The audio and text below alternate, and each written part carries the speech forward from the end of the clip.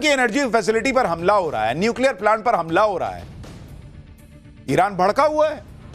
Iran ने Saudi अरब, Qatar, UAE सबको तुरंत वार्निंग दे दी कि वो अपने पेट्रोकेमिकल फैसिलिटी को खाली करवा लें।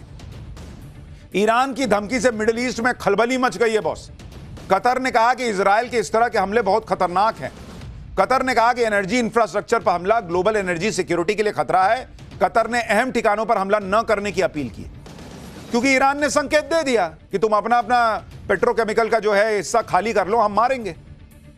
भाई उसका क्लियर हिसाब चल रहा, तुम मारोगे हम मारेंगे, तुम मारोगे हम मारेंगे, तुम 2 मारोगे हम 4 मारेंगे। तुम हमको मारना चाहते हो ना, खत्म करना चाहते हो, मारो, हम भी मरते मरते तुमको जितना मार सकते हैं मारेंगे। और डोनाल्ड ट्रंप कर क्या रहे भाई? पूरी दुनिया में ऑलरेडी तेल की कीमतें बढ़ रही हैं और आप जो है वो ऑयल रिजर्व और अब जो है वो गैस संयंत्र सब जगह पर अटैक कर रहे हो। अगर सब एक दूसरे के तेल गैस फोड़ने लग गए, दुनिया बचेगी बॉस, हाहाकार मच जाएगा। लेकिन ट्रंप को अपनी सनक में कोई फर्क ही नहीं पड़ रहा। ट्रंप को तो अभी इस बात की पड़ी है कि कैसे युद्ध निपट जाए, कैसे मैं हीरो साबित हो जाऊं। किसी तरीके से ईरान से सरेंडर करवा लो, चाहे उसको जमीन में धसोड़ दो, लोगों को मार दो, दुनिया को तबाह कर दो। और ट्रंप से यह हो नहीं पा रहा। हॉर्मुज स्ट्रेट खुलवाना ट्रंप की सबसे बड़ी चुनौती बनी हुई है और इसलिए ट्रंप फिर से दुनिया को कहने लगे हैं कि आओ मिलकर हॉर्मुज स्ट्रेट खुलवा देते हैं। ट्रंप ने आज सुबह उठते कह दिया कि ईरान में जो कुछ बचा है वो उसे खत्म कर देंगे, लेकिन सोचना तो उन सहयोगी देशों को है जो स्ट्रेट ऑफ हॉर्मुज खुलवाने के लिए कोई जवाब नहीं दे रहे। स्ट्रेट ऑफ हॉर्मुज तो अमेरिका इस्तेमाल नहीं करता, लेकिन जो देश इस्तेमाल करते हैं वो जल्द तैयार हो जाए। यानी ट्रंप कह रहे हैं कि हॉर्मुज स्ट्रेट जिसे इस्तेमाल करना है वो साथ आ जाए, अभी मौका है, साथ आ जाएंगे तो फायदे में रहेंगे। ये वही ट्रंप हैं जो कल तक कह रहे थे कि उन्हें किसी की जरूरत नहीं है, अमेरिका अकेले काफी है। मैंने आपको कहा ना कि इनका तार सटता है छूटता है, सटता है तो कहते हैं सब साथ आ जाओ, छूटता है तो कहते हैं भक्त मुझे किसी की जरूरत नहीं। क्योंकि अंदर अंदर बेइज्जती तो महसूस होती है कि कोई आ तो रहा नहीं है और भर दुनिया में कह रखे हैं कि मेरे से आगे कोई टिकता नहीं है। तो जब बेइज्जती महसूस होती है कि कोई साथ नहीं आ रहा तो कहते हैं कि जाओ मुझे किसी की जरूरत नहीं। फिर कोई कान में आके कहता होगा कि सर कोई आ ही नहीं रहा है इतने के बाद भी और हम अकेले तो कर नहीं पा रहे हैं। फिर एक घूंट पीते हैं बेइज्जती का, कहते हैं ना आओ ना जी आओ, फिर कोई नहीं आता, फिर कहते जाओ। बच्चा हो जी, बच्चा जैसा बिहेव कर रहे हो। दुनिया के सबसे बड़े देश के, सबसे ताकतवर देश माने जाने वाले देश के राष्ट्रपति हो भाई, बर्ताव तो वैसा करो। ट्रंप ने ईरान पर सब कुछ करके देख लिया, बड़े बड़े बम मार दिए, वहां की टॉप लीडरशिप उड़ा दी, लेकिन अब तो ईरान ने सरेंडर नहीं किया अभी तक। उल्टे ईरान ने स्ट्रेट ऑफ हॉर्मुज बंद करके ट्रंप की नींद उड़ा रखी है। ट्रंप ने हॉर्मुज को खुलवाने के लिए दुनिया से मदद मांगी, कोई नहीं आया। ट्रंप ने हॉर्मुज पर कब्जे के अपने प्लान पर नया काम शुरू किया। हॉर्मुज स्ट्रेट के पास अमेरिका ने 5000 पाउंड यानी करीब 2200 किलोग्राम के बंकर बस्टर बम फोड़ दिए। अमेरिका का दावा है कि उसने जिस टारगेट पर बंकर बस्टर बम गिराए हैं वहां पर ईरान ने अपनी एंटी शिप क्रूज मिसाइलों को छिपाकर तैनात किया था। ये क्रूज मिसाइलें अमेरिका और इजराइल के जहाजों के लिए खतरा बनी हुई थी। अमेरिकी सेंट्रल कमांड ने लिखा कि कुछ घंटे पहले अमेरिकी सेना ने हॉर्मुज स्ट्रेट के पास ईरान के तट पर स्थित ईरान के मजबूत मिसाइल ठिकानों पर 5000 पाउंड के कई डीप पेनिट्रेटर बमों का सफलतापूर्ण इस्तेमाल किया है। अमेरिका ने स्ट्रेट ऑफ हॉर्मुज पर 2200 किलो के भारी भरकम बंकर बस्टर बम इसलिए गिराए क्योंकि बंकर बस्टर बम जमीन के 100 फीट नीचे तक तबाही मचा सकते हैं। ये 22 फीट मोटी कंक्रीट की दीवार को तोड़ सकते हैं। अमेरिका हॉर्मुज में बंकर बस्टर बम कहां गिरा रहा है आप इस मैप के जरिए समझ सकते हैं। स्ट्रेट ऑफ हॉर्मुज में समंदर के एक किनारे ओमान है, एक तरफ यूएई है, दूसरी तरफ अकेला ईरान पड़ता है। स्ट्रेट ऑफ हॉर्मुज में इसी जगह पर जहां आप गोला देख रहे हैं वहीं पर कहा जा रहा है कि अमेरिका ने बंकर बस्टर बम को फोड़ा है। ट्रंप को लग रहा है कि बंकर बस्टर बम गिरा और स्ट्रेट ऑफ हॉर्मुज पर कब्जा कर लेंगे, वो ईरान को सरेंडर करवा देंगे। लेकिन ईरान के पास हॉर्मुज स्ट्रेट को कंट्रोल करने का एकमात्र जरिया सिर्फ उसकी क्रूज मिसाइलें थोड़ी हैं। ईरान इस इलाके से गुजरने वाले जहाजों को वाटर ड्रोन रॉकेट, सी माइंस, हाई स्पीड बोट्स और ड्रोन से भी टारगेट कर रहा है। और अगर अमेरिका को लगता है कि उन्होंने बंकर बस्टर बम फोड़ दिया, स्ट्रेट ऑफ हॉर्मुज खुल गया, तो अपने जहाज भेज के दिखाएं, अपने लोगों को भेज के दिखाएं। हवाबाजी से नहीं ना होगा बॉस। इसलिए ट्रंप नहीं चाहते कि स्ट्रेट ऑफ हॉर्मुज में अमेरिका अकेले घुसे। ट्रंप चाहते हैं कि बाकी सब देश भी साथ आ जाएं, लेकिन इसके लिए दूसरे देश तैयार नहीं है। आज ही जर्मनी के विदेश मंत्री ने कहा है कि अगर अमेरिका स्ट्रेट ऑफ हॉर्मुज को सिक्योर नहीं कर सकता तो फिर यूरोप की फोर्सेस भी तो नहीं कर सकती। जर्मनी के विदेश मंत्री ने कहा कि हमें ईरान और अरब देशों के साथ एग्रीमेंट करना चाहिए जिससे जहाज जा सके। उधर ईरान कह रहा है कि यह समुद्री रास्ता तो उसका है, वो अपने दुश्मनों को जाने नहीं देगा। ईरान के विदेश मंत्री ने कहा कि युद्ध के बाद सबसे पहला काम यह होगा कि हॉर्मुज स्ट्रेट से गुजरने के लिए ईरान नए नियम बनाएगा। भाई इन दोनों के चक्कर में दुनिया का क्या होगा, आदमी सोच सोच के परेशान हो रहा है। और मैं आपको डे 1 से कह रहा हूं बॉस, 19 दिन हो गया आज, अलग अलग देशों में अलग अलग जगहों पर इंपैक्ट पड़ रहा है। खुद अमेरिका में महंगाई बढ़ गई है, मानने को तैयार नहीं है भाई साहब। ट्रंप के सामने मुसीबत यही है कि ईरान झुक नहीं रहा, सरेंडर नहीं कर रहा। जितना ज्यादा ईरान लड़ता चला जा रहा है उतना ज्यादा ट्रंप के लिए मुसीबतें बढ़ रही हैं। आप अमेरिका में देखिए, वहां तेल गैस के दाम आसमान छू रहे हैं। अमेरिका में 40% तक फ्यूल के प्राइसेस बढ़ गए। और इसी को देखकर आज ट्रंप ने एक फैसला लिया। ट्रंप ने फ्यूल प्राइस की कीमतों को कम करने के लिए 100 साल पुराने जोन्स एक्ट में 60 दिन की छूट दे दी। इस कानून के तहत जो भी सामान अमेरिका के पोर्ट्स के बीच आता जाता है वो शिप अमेरिका का होना चाहिए और क्रू मेंबर में भी अमेरिकी नागरिक होने ही चाहिए। इस जोन्स एक्ट की वजह से सामान के ट्रांसपोर्ट में काफी वक्त लगता था, दाम बढ़ जाते थे। लेकिन अब ट्रंप ने इस कानून के तहत जो नियम है उसमें 60 दिन की छूट दे दी। क्यों दे दी भाई? क्योंकि आपको दिख रहा है कि आपके देश में महंगाई बढ़ रही है, इसलिए आपने इतने पुराने नियम में भी छूट दे दी। अपने यहां के लोगों की मजबूरी दिख रही है। हमारे यहां जो हो रहा है वो नहीं दिख रहा, दूसरे जगह हो रहा है वो नहीं दिख रहा। पाकिस्तान इनके तलवे चाटते रह गया, आज वहां लॉकडाउन लगा हुआ है, इनको नहीं दिखता है। इनफैक्ट पाकिस्तान को तो आज बहुत गंदा ठोक दिए हैं ये लोग, अभी बताऊंगा आगे। ट्रंप को मजबूरी में ये सब करना पड़ रहा है, वो दिखा रहे हैं, क्योंकि हर मामले के एक्सपर्ट बनते थे, लेकिन ईरान के मामले में ऐसा फंस गए कि लोग मजाक उड़ा रहे हैं। भाई ट्रंप कितने बड़े लफ्फाज हैं, कितना लंबा लंबा फेंकते हैं। उनका एक वीडियो वायरल हो रहा है। ये भाई साहब हर चीज के एक्सपर्ट हैं। भाई साहब ये लिस्ट लंबी है। ये आदमी इतना बड़ा लफ्फाज है कि ये हर चीज में इनकी लाइन है कि मुझसे बेहतर कोई नहीं जानता। वो क्या राजपाल यादव का सीन है ना कि मैं सब जानता हूं सर। ये भाई साहब वही है, मैं सब जानता हूं, मुझसे बेहतर कोई नहीं जानता। इसी लफ्फाजी के चक्कर में इन्होंने दुनिया को फंसा दिया। इसी लफ्फाजी ने ट्रंप से ईरान युद्ध करवा दिया, क्योंकि इनको लगता है मैं सब जानता हूं, और अब फंस गए। लेकिन फंस गए तो ये नहीं जानते कि इससे निकलना कैसे है। अपनी खींच मिटाने के लिए ट्रंप ने सारे हथियार निकाल लिए। हार्मुज पे बर्फ गिरा के देख लिया, ईरान की टॉप लीडरशिप मार के देख ली। क्या हुआ? युद्ध खत्म हुआ। कल ही इजराइल ने ईरान के national security chief Ali Larijani को ढेर कर दिया। आज इजराइल ने ईरान के इंटेलिजेंस मिनिस्टर को मार दिया। इजराइल ने बताया कि पिछली रात उसने एयर स्ट्राइक में इंटेलिजेंस मिनिस्टर इस्माइल खतीब को खत्म कर दिया है। साल 2021 में इस्माइल खतीब ईरान के इंटेलिजेंस मिनिस्टर बने थे। खतीब ईरान की मिनिस्ट्री ऑफ इंटेलिजेंस को संभाल रहे थे। इजराइल ने आरोप लगाया कि खतीब के मंत्री रहते हुए ही ईरान ने इजराइल के खिलाफ कई खुफिया ऑपरेशन किए थे। इजराइल ने यह भी हाल ही में ईरान में प्रदर्शनकारियों को मारने में खतीब का अहम रोल था, यह भी कहा। इससे पहले कल इजराइल ने ईरान के national security chief Ali Larijani को ढेर किया था। जिस वक्त अली लारिजानी पर हमला हुआ वो तेहरान के बाहरी इलाके करज के परदीस में अपने परिवार के साथ थे। इस हमले में अली लारिजानी और उनके बेटे डॉक्टर मोर्जता लारिजानी की मौत हो गई। लारिजानी और उनके बेटे के ताबूत को ईरान में सार्वजनिक तौर पर दिखाया गया। 17 दिन पहले ईरान के सुप्रीम लीडर अयतुल्ला अली खमनेई को टारगेट किया गया था। उसके बाद से ईरान की टॉप लीडरशिप को नहीं छुआ गया था, लेकिन अब फिर से टॉप लीडरशिप को मारा जा रहा है। इससे यही सवाल उठ रहे हैं कि क्या यह युद्ध की कोई रणनीति है, या फिर ऐसा इसलिए किया जा रहा है क्योंकि ट्रंप समझ रहे हैं कि ईरान में कोई रिजीम चेंज नहीं होने वाला। ट्रंप समझ गए कि ईरान ना बातचीत करने के मूड में है, ना सरेंडर करने के मूड में है। क्या इसी वजह से ईरान पर प्रेशर बनाने के लिए उनकी टॉप लीडरशिप को खत्म किया जा रहा है?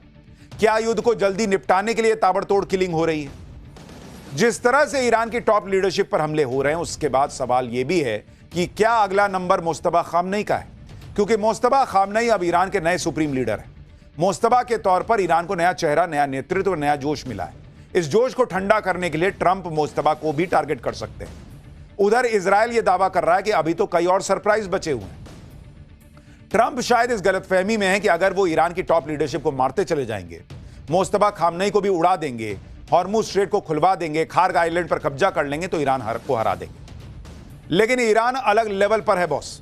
आज ईरान से अली लारिजानी के जनाजे पर जो भीड़ उमड़ी है, उसे देखकर तो साफ लग रहा है कि ईरान झुकने वाला नहीं है। आप भीड़ को देखिए बॉस, अली लारिजानी के जनाजे में जुटी इस भीड़ को देखिए। डोनाल्ड ट्रंप के एक्शन ने ईरान को और एकजुट कर दिया है। अब वहां कट्टरपंथ की बात ही नहीं हो रही, अब वहां नेशनलिज्म की बात हो रही है। वहां राष्ट्रवाद जाग रहा है कि भाई हमको सबको एक रहना है, कट्टरवाद तो बाद में देख लेंगे। और इनको पता है कि चारों तरफ बम फट रहा है, फिर भी इतनी पब्लिक आई हुई है। अली लारिजानी के जनाजे में जुटी ये भीड़ मैसेज दे रही है कि ईरान किसी भी कुर्बानी के लिए तैयार है। ईरान के विदेश मंत्री अब्बास अरागची भी कह रहे हैं कि हमें अपनी जान में देने में कोई हिचक नहीं है। भाई वो कह रहे हैं खुल के। ईरान के विदेश मंत्री ने कहा कि किसी एक व्यक्ति का मारे जाने से स्ट्रक्चर पर कोई असर नहीं पड़ेगा। उनके मुताबिक जब हमारे सुप्रीम लीडर भी शहीद हो गए तब भी ईरान लड़ता ना रहा। ईरान के विदेश मंत्री ने कहा कि अगर मैं भी मारा जाऊंगा ना तो कोई और मेरी जगह आ जाएगा। यानी ईरान का मैसेज क्लियर है कि तुम मारते जाओगे कोई खड़ा होता जाएगा, तुम मारोगे कोई खड़ा होगा, तुम मारोगे कोई खड़ा होगा। इससे सोल्यूशन नहीं निकलना बॉस। ईरान कह रहा है कि जब वो अपने सुप्रीम लीडर की मौत के बाद नहीं झुका तो अब क्या झुक जाएगा यार। ईरान खुला चैलेंज दे रहा है, जिसको मारना है मार दो। भर भीड़ खड़ी है और सड़क पर, मार दो सबको। लेकिन ईरान नहीं झुकने वाला। ईरान ने अपने रक्षा प्रमुख अली लारिजानी की मौत का बदला लेने की कसम खा ली। IRGC यानी ईरान रेवोल्यूशनरी गार्ड कॉर्प्स ने इजराइल पर मिसाइल हमलों की 61वीं लहर का ऐलान कर दिया। IRGC ने कहा है कि वो लारिजानी की मौत को ना भूलेंगे ना किसी को भूलने देंगे, और जब तक इजराइल से खूनी बदला नहीं ले लिया जाता तब तक IRGC का एक भी गार्ड चैन से नहीं बैठेगा। IRGC ने कहा है कि इस तरह के एक्शन इस्लामी गणराज्य की स्वतंत्रता, आजादी, क्षेत्रीय अखंडता, ईरान की रक्षा के रास्ते में बाधा नहीं बनेंगी। IRGC ने कहा कि लारिजानी की मौत देश में नया जोश भरने का सोर्स बनेगी। इजराइल पर नई मिसाइल वेब अटैक की धमकी के बाद IRGC ने एक वीडियो भी जारी किया। इस वीडियो में एक के बाद एक कई मिसाइल्स लॉन्च होती हुई दिख रही हैं। देखिए जरा। अपने रक्षा प्रमुख की मौत के कुछ घंटों बाद ईरान ने इजराइल और अमेरिका के ठिकानों पर ताबड़तोड़ हमले किए। आप देखिए कि पिछले 24 घंटे के भीतर ईरान ने UAE, सऊदी अरब, बहरीन, बगदाद, कतर, कुवैत और तेल अवीव को धमाकों से हिला दिया। UAE के अल मिनहाद एयरबेस पर मिसाइल फोड़ी, दुबई में कई ड्रोन धमाके किए, बगदाद में US एम्बेसी पर ड्रोन और रॉकेट फोड़ दिए, सऊदी अरब के प्रिंस सुल्तान एयरबेस को टारगेट किया। अकेले सऊदी अरब ने करीब 100 मिसाइलें इंटरसेप्ट की। इजराइल के तेल अवीव और रामत गन में ईरानी मिसाइलों ने तबाही मचा दी। मिडिल ईस्ट में मौजूद अमेरिकी मिलिट्री बेस पर मिसाइलें दागी गई। यानी ईरान ने भी अपने हमले तेज कर दिए। इजराइल पर ईरान का यह भयानक हमला देखिए। इजराइल के आसमान में एक साथ आग के 50 से ज्यादा शोले बरस उठी है। इजराइल की तस्वीरें आपको दिखा रहा हूं। तेल अवीव में यह तबाही ईरान की मिसाइल खुर्रम शहर 4 ने मचाई है। ईरान की बैलिस्टिक मिसाइल्स का ये क्लस्टर एम्यूनिशंस ने तेल अवीव से लेकर रामत गान तक कहर बरसा दिया। ईरान की इस बैलिस्टिक मिसाइल के क्लस्टर म्यूनिशंस जहां जहां गिरे वहां कैसी तबाही मची है आप खुद देखिए। यह तेल अवीव का अंडरग्राउंड सेविडोर रेलवे स्टेशन है। क्लस्टर म्यूनिशंस ने जमीन के भीतर बने इस रेलवे स्टेशन को भेद दिया। प्लेटफॉर्म पर चीजें बिखरी पड़ी हैं और ट्रेन को भी नुकसान पहुंचा। इजराइल के तेल अवीव के बाहरी इलाके में एक सुनसान सड़क पर भी ईरानी क्लस्टर म्यूनिशंस गिरे तो सड़क पर बड़ा सा गड्ढा बन गया। देखिए, मिसाइल्स के अलावा ईरान ने अपने खतरनाक ड्रोन को भी काम पर लगा दिया। ईरान ने ड्रोन अटैक का एक नया वीडियो जारी किया है जिसमें रात के अंधेरे में एक के बाद एक दनादन ड्रोन उड़ते नजर आ रहे हैं। ईरान के मुताबिक इन ड्रोन्स के निशाने पर खाड़ी देशों में अमेरिकी ठिकाने थे। देखिए कैसे एक के बाद एक ड्रोन निकल रहा है।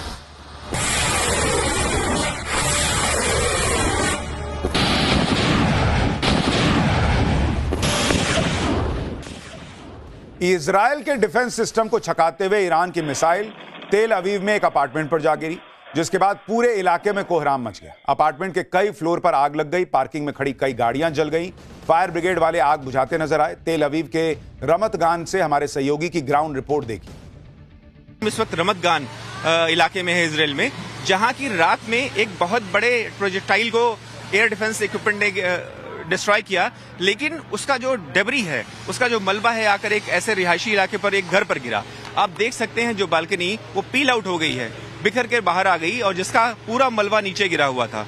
और इसमें एक हादसा हुआ जिसमें कि 2 बुजुर्ग व्यक्ति जिनकी उम्र लगभग 70 साल थी, उनकी मृत्यु हो गई है। और जब हम यहाँ पहुंचे तो एडमिनिस्ट्रेशन के लोगों ने इस पूरे इलाके को चारों ओर से घेर लिया था, और अभी बहुत सारे यूनिफॉर्म्स के लोगों को भी इस इलाके में बुलाया गया है, और जो कि करीब 10 मिनट पहले यहाँ सारे आए हैं। और उसी अभी और आगे आप देखेंगे कि एडमिनिस्ट्रेशन का जो लोग हैं वो इस इलाके से टेलटेल साइन को भी हटा रहे हैं। और कार पे आप देखें तो जो शीशा जिस तरह से बिखरा हुआ है। और इजराइल पर एक तरफ ईरानी मिसाइलें कहर बनकर बरस रही हैं, दूसरी तरफ हिजबुल्लाह भी हमले कर रहा है। यानी इजराइल एक साथ 2 तरफा हमले झेल रहा है।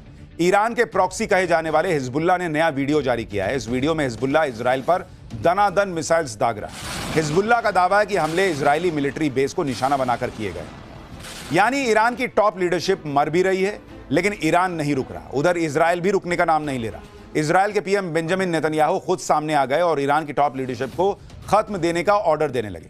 नेतन्याहू के नए वीडियो और नए बयान से वो बात भी पुख्ता कर दी हो गई जो बात हमने आपको पाठशाला में पहले दिन बताई थी कि नेतन्याहू की मौत के बारे में जो अफवाहें सोशल मीडिया पर चल रही हैं वो सारी गलत हैं। और देखिए पाठशाला में जो बताया वो सही साबित हुआ।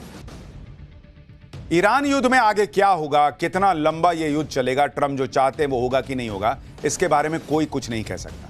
लेकिन इसके बीच एक बड़ी हलचल पाकिस्तान को लेकर मच गई, जिसमें मुनीर को बहुत बड़ा झटका लगने वाला है, क्योंकि पाकिस्तान को लेकर अमेरिका के इंटेलिजेंस चीफ तुलसी गबार्ड ने बहुत बड़ा बयान दे दिया। तुलसी गबार्ड ने क्या कहा है वो आपको बताऊंगा, लेकिन आप ये भी देखिए कि आज ही तुलसी गबार्ड का पाकिस्तान को लेकर बयान आया और आज ही भारत में अमेरिका के राजदूत सर्जियो गोर और भारत के एनएसए अजीत डोवाल के बीच एक अहम मीटिंग हुई।